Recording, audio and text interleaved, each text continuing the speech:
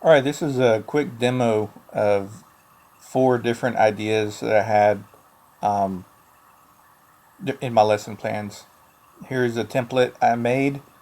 This actually is a elements and principle template. You see at the top right corner, name, section, date. You have the list of principles and elements, and at the bottom, a few questions to recap the lesson.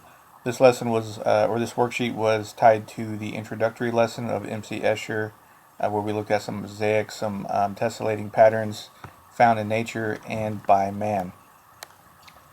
The next one is a vocabulary matching game. This is actually the worksheet version. There's a kinesthetic version I have, and I'll show you here later. On the worksheet version, you see on the left-hand side terms, on the right side short definitions, at the bottom an area for the student to write some new words and definitions that they learned today. Top right corner, of course, is identifying the student, the section, and the date, so I could track the progress and adjust my lesson plans and modifications accordingly. So again, this could be performed in conjunction with the actual kinesthetic version, which I'll show you on a dry erase board. But it's a pretty basic, simple way of assessing and tracking the student's progress.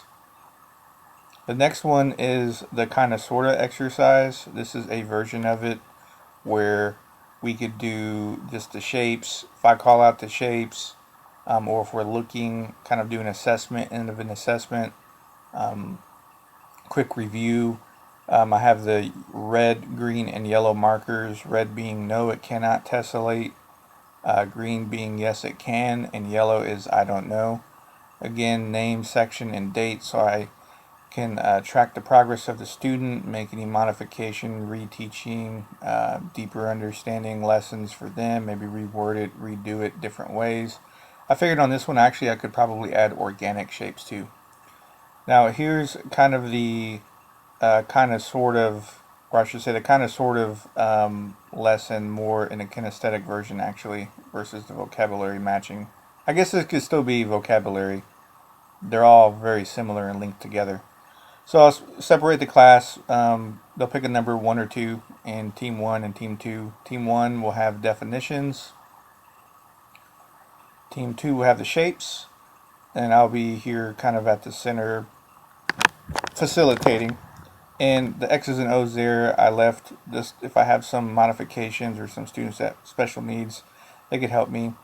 And basically I could call out the term for them, for an example, if I call out pentagon, so then the number 1s will look down at their definitions and the number 2s will look down to find their shape, and they're going to have to pair up with each other to match it. So once they pair up, then they're going to be able to explain, they're going to have to explain and defend why that's the correct answer.